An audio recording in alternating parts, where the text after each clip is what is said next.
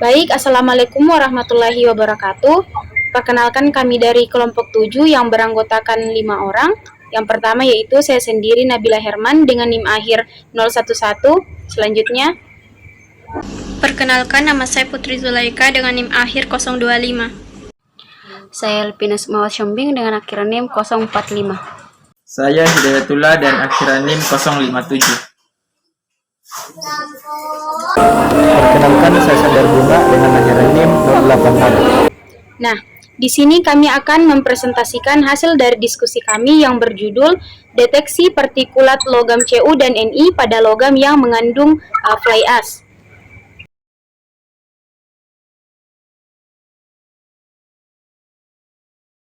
Baik, adapun topik pembahasan yang akan kami bahas pada presentasi kami kali ini, yang pertama yaitu latar belakang dan urgensi, kemudian yang kedua ada rumusan masalah, yang ketiga metode sampling, yang keempat preparasi sampel, yang kelima pengujian sampel, dan yang keenam hasil dan kesimpulan.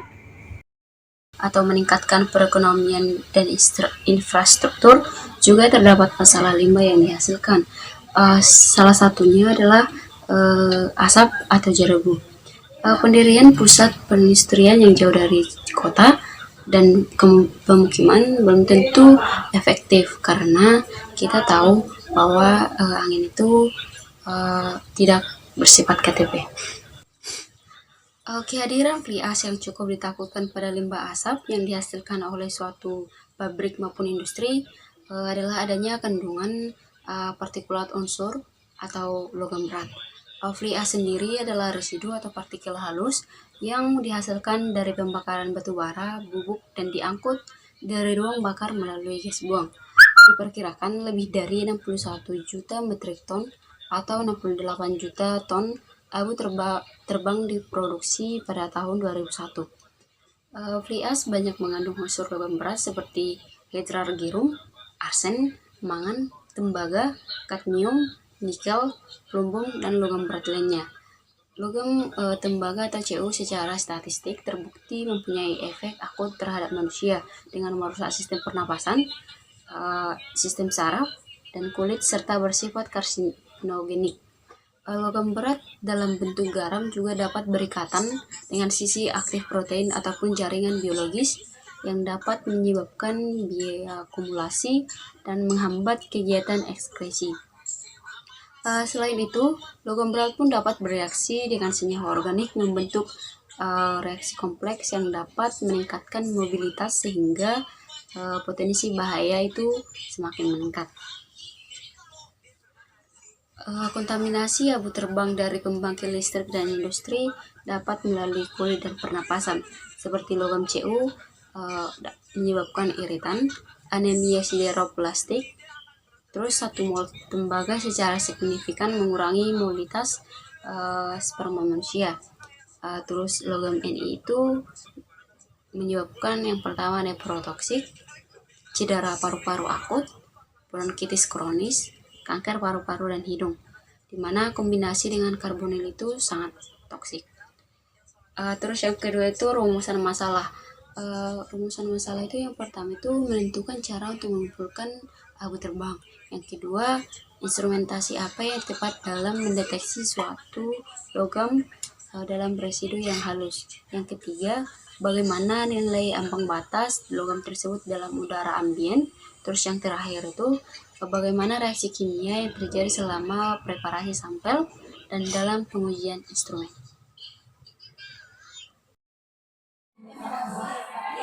Metode sampling deteksi partikulat logam nikel dan tembaga yang mengandung fly ash menggunakan instrumen AAS biasanya melibatkan beberapa tahap, yaitu pengambilan sampel, preparasi sampel, analisis dengan instrumen AAS, dan validasi serta pengolahan data. Nah, untuk pengambilan sampelnya ini dari pembangkit listrik tenaga panas yang dikumpulkan setelah ditutup cerobong asapnya sehingga residu halus dari asap dapat diperoleh.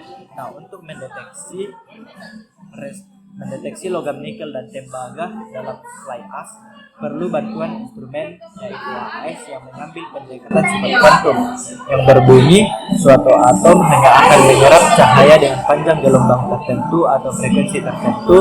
Dengan kata lain, atom hanya akan mengambil dan melepas suatu jumlah energi tertentu. Biasanya menggunakan persamaan yaitu energi cahaya atau foton yang dipancarkan sama dengan tetapan Planck dikali kecepatan cahaya dibagi panjang gelombang cahaya. Metode ini memungkinkan pengukuran yang akurat dan sensitif dari konsentrasi logam nikel dan tembaga dalam partikulat yang mengandung fly ash menggunakan yang membantu dalam pemantauan kualitas udara dan pengendalian polusi. Melanjutkan materi, di sini saya akan membahas terkait preparasi sampel. Jadi preparasi sampel adalah suatu kegiatan yang mutlak kita lakukan dan menjadi sifat yang fundamental dalam melakukan suatu analisis dalam kandungan mineral ataupun seperti sampel batuan dan tanah. Jadi preparasi sendiri ini kita lakukan untuk mengubah bentuk fisik dari suatu sampel yang merupakan suatu bentuk dari seorang peneliti untuk membatasi hal-hal yang dapat mengotori pengujian sampel. Jadi preparasi ini juga berkaitan dengan bagaimana sifat dari instrumen yang kita gunakan dalam menganalisis suatu sampel. Baik, untuk penjelasan instrumen yang kita gunakan dalam pengujian ini, yaitu kita menggunakan yang namanya instrumen AS atau Atomic Absorption Spectrometer, di mana ada beberapa sedikit syarat-syarat dan apa saja komponennya. Yang pertama yaitu sampel ujinya itu harus berbentuk cairan agar memudahkan dilakukannya aerosolisasi.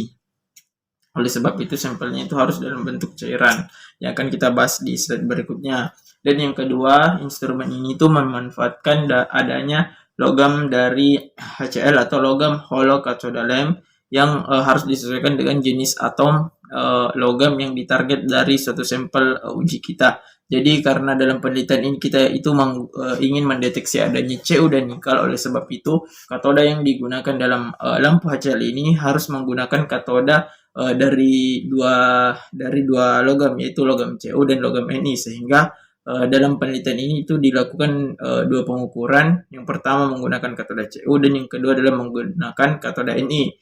Syarat yang ketiga dalam penggunaan instrumen ini adalah untuk pengujian kualitatifnya sendiri seperti yang akan kita bahas, yaitu kita akan menentukan konsentrasi dari kedua logam yang sebelumnya saya singgung sebelumnya. Itu memerlukan sebuah larutan standar, yaitu larutan yang betul-betul telah kita ketahui konsentrasinya, sehingga dari absorbansi yang dihasilkan atau dari serapan cahaya dari larutan standar ini dihubungkan dengan konsentrasinya, itu akan diharapkan menghasilkan nilai regresi yang mendekati 1 atau lebih umum kita sebut sebagai persamaan garis lurus, agar dari persamaan yang didapatkan ini kita dapat menentukan konsentrasi yang ada pada sampel berdasarkan nilai absorbansi dari sampel itu sendiri. Syarat yang keempat yaitu viskositas dari setiap cairan yang kita uji atau larutan yang kita uji itu harus kecil dan tidak mengandung endapan. Oleh sebab itu dalam penelitian ini ataupun penelitian absorpsi senyawa itu umumnya menggunakan konsentrasi senyawa yang kecil. Umumnya itu menggunakan konsentrasi ppm atau part per million. Oke, sedikit penjelasan mengenai apa sebenarnya lampu katoda yang digunakan dalam instrumen ini. Yaitu instrumen itu memanfaatkan lampu HCl, di mana lampu HCl ini tuh berbentuk seperti tabung, yang di dalam tabung ini itu berisi gas inert, bisa menggunakan argon ataupun neon, tapi dalam contoh ini saya menggunakan gas argon. Gas argon sendiri yang dimasukkan dalam tabung lampu ini itu dalam keadaan tekanan yang rendah, yaitu tekanan 1, yang umumnya itu tekanan 1 sampai 2 torr. Selanjutnya komponen yang kedua yaitu terdapat sebuah anoda yang terbuat dari logam inert. Contoh logam inert yang umum digunakan dalam anoda HCl itu adalah anoda dari logam PT. Dan yang kedua adalah katodanya, dan inilah yang menentukan pengukuran kita dan yang kita mainkan. Entah itu kita mengukur CO atau Ni, maka katoda ini menyesuaikan dari deteksi sampel yang ingin kita uji. Katoda ini sendiri dapat kita lihat itu dihubungkan dengan listrik yang bermuatan negatif dan anoda itu dengan yang bermuatan positif. Jadi elektron dari listrik itu akan mengalir ke katoda, sehingga katoda ini akan memancarkan elektron karena dialiri dengan arus listrik yang negatif, di mana elektron ini akan berinteraksi dengan gas argon yang ada di dalam tabung lampu HCl ini. Itu akan mengalami eksitasi karena akan mengalami eksitasi elektronnya dan menghasilkan gas yang bersifat kation atau bermuatan positif. Dan elektron yang tersisa itu akan dinetralkan oleh anoda, di mana anoda PT ini, anoda dari platina ini akan menyerap elektron yang tersisa untuk menetralkan suasana di dalam tabung. Timbulnya gas yang bermuatan positif ini akan membentuk suatu wujud materi keempat yang kita sebut sebagai plasma. Jadi plasma ini sendiri adalah wujud dari materi keempat yang dapat timbul karena akibat suatu gas netral atau suatu gas inert itu mengalami pemanasan akibat terjadinya interaksi elektron atau terjadi eksitasi elektron sehingga gas ini memanas. Wujud dari plasma ini sama seperti gas, namun dia itu bermuatan positif. Dari muatan positif ini akan berkumpul di dalam rongga dari katoda berongga yang kita manfaatkan. Filamen ini ketika berada di dalam sebuah medan elektromagnetik, salah satunya adalah katoda berongga ini, plasma itu akan membentuk seperti filamen-filamen dan lapisan-lapisan dan membentuk suatu sinar. Sinarnya inilah yang nantinya akan dipancarkan keluar melalui bulatan yang terdapat di sini yang terbuat dari kuarsa ataupun kaca Pyrex. Dan gelombang pancaran plasma ini itu bersifat spesifik dan berbeda-beda sesuai dengan jenis katoda yang kita gunakan.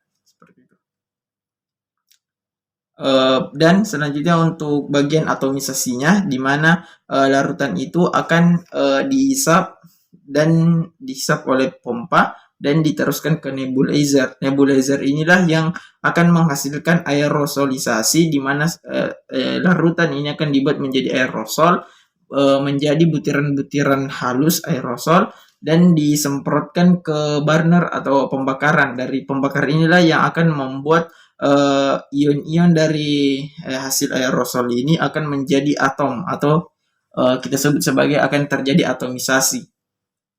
Atomisasi yang ditimbulkan oleh burner ini itu akan ditembakkan dengan cahaya radiasi dari lampu HCl yang sudah kita bahas di slide sebelumnya. Sehingga apabila semakin banyak atom spesifik yang sesuai dengan panjang gelombang yang dihasilkan oleh HCl, itu akan semakin banyak juga yang akan diabsorb oleh atom-atom hasil pembakaran dari burner. Mungkin seperti inilah bentuk interaksinya dari penyerapannya, di mana cahaya radiasi dari HCl ini akan terserap oleh hasil atomisasi. Hasil atomisasi. Jadi semakin banyak cahaya radiasi yang terserap, maka semakin banyak juga atomnya, sehingga dapat diberikan kesimpulan seperti berikut. Ya. Kemudian untuk preparasi sampelnya.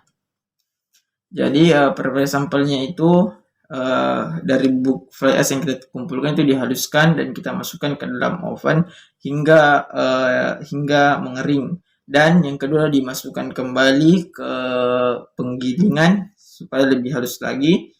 Kemudian kita pisahkan dengan membagi setiap sampel itu menjadi 10 gram. Selanjutnya dilarutkan tiap kelompok yang sudah kita buat tadi dengan campuran 7 ml asam klorida pekat dan 8 ml asam nitrat pekat menggunakan gelas kimia 10 ml sebagai media pelarutnya. Kemudian larutan yang kita hasilkan di gelas kimia 100 ml itu kita tempatkan di atas hot plate, namun usahakan jangan sampai mendidih kemudian kita tambahkan kembali campuran asam sulfat dengan jumlah yang sama hingga larutannya mendidih. Jadi pada penambahan yang kedua kalinya dengan jumlah yang sama itu baru kita baru kita panaskan hingga mendidih. Setelah mendidih kita angkat dan letakkan di atas magnetic stirrer selama 24 jam. Jadi larutan itu kita aduk selama 24 jam, tapi ini masih tetap berada di atas gelas kimia yang 100 ml itu.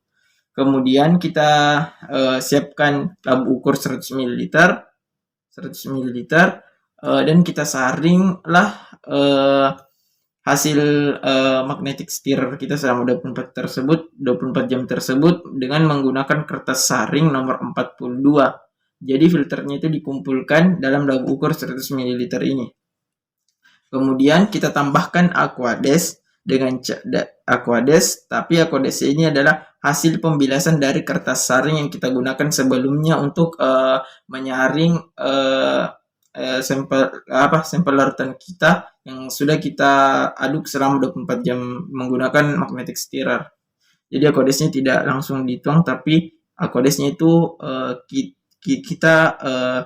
aquadesnya itu hasil saringan dari kertas saring yang kita gunakan sebelumnya. Kemudian setelah itu kita himpitkan. Larutan yang kita buat dari labu ukur ini yang telah kita himpitkan kemudian dikirimkan ke analis laboratorium untuk dianalisis menggunakan instrumen AS dan usahakan masih dalam keadaan segar. Nah, baik, melanjutkan.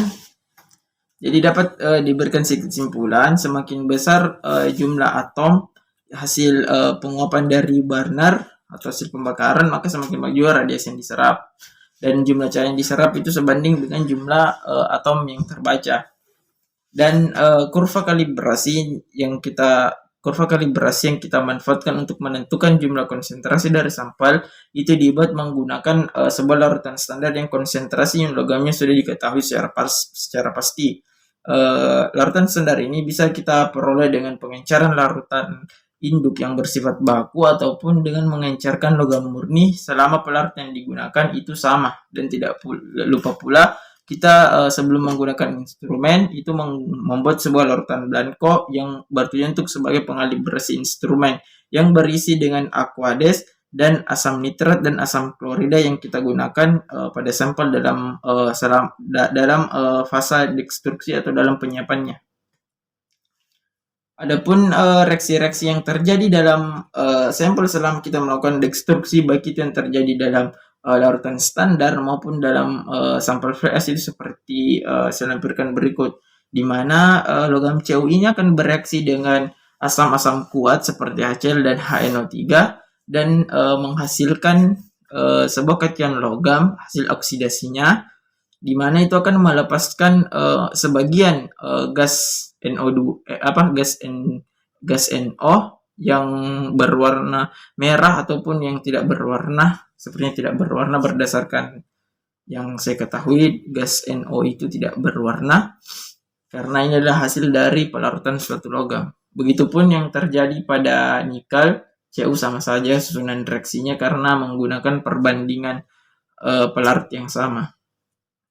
Dan juga sama-sama menghasilkan gas NO. Dan menghasilkan air dan klorin dalam bentuk aqueousnya.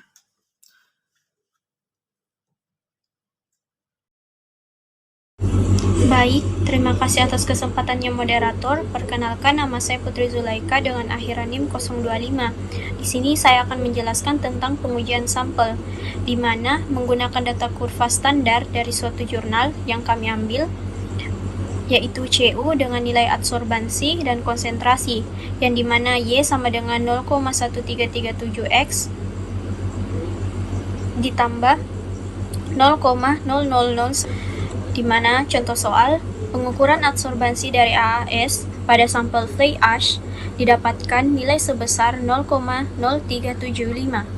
Lalu pertanyaannya, tentukan berapa konsentrasi logam Cu jika didapatkan persamaan garis lurus dari suatu larutan standar bernilai Y sama dengan 0,1377X ditambah dengan 0,0009, dengan dimana Notasi X melambangkan konsentrasi, sedangkan Y melambangkan nilai adsorbansi, sehingga akan didapatkan konsentrasi Cu sebesar dengan penjumlahannya yaitu 0,0375 sama dengan 0,1377 X ditambah 0,0009, yang dimana X yaitu 0,0375 dikurang dengan 0,0009 lalu dibagi dengan 0,1377, yang didapatkan X sama dengan 0,265792. Maka dapat digunakan metode pengerjaan yang sama untuk sampel-sampel yang lain. Walaupun digunakan sampel yang sama, tetapi lampu katoda HCl yang digunakan berbeda, maka akan didapatkan adsorbansi yang juga berbeda, sehingga dalam satu kali penyinaran sampel dapat menggunakan berbagai jenis lampu katoda HCl. Dapat dideteksi kandungan tiap logam penyusunnya, karena tiap katoda HCl hanya spesifik untuk satu atom saja. Terima kasih. Nah, di sini saya akan melanjutkan materi dari rekan kelompok saya, yaitu mengenai hasil dan juga kesimpulan. Yang mana mengenai hasil sendiri dapat kita lihat pada tabel. Kemudian yang harus digarisbawahi di sini adalah kami hanya mengambil kutipan dari hasil dan juga kesimpulan dari jurnal penelitian kandungan fly ash dari limbah pembangkit listrik yang ada di Irak Tengah dan juga Irak Selatan. Yang mana mengenai hasil sendiri dapat kita tinjau bahwa setiap terbangnya abu limbah pabrik membawa jenis jumlah partikel yang berat, partikel logam berat yang berbeda dan ada yang melebihi ambang batas. Kemudian selanjutnya yaitu mengenai kesimpulan. Yang pertama yaitu abu terbang dikumpulkan melalui cerobong asap dari suatu industri. Kemudian yang kedua yaitu instrumen AAS terbukti dapat membantu mendeteksi kandungan suatu logam dalam bentuk kationnya dalam larutan baik secara kualitatif maupun secara kuantitatif.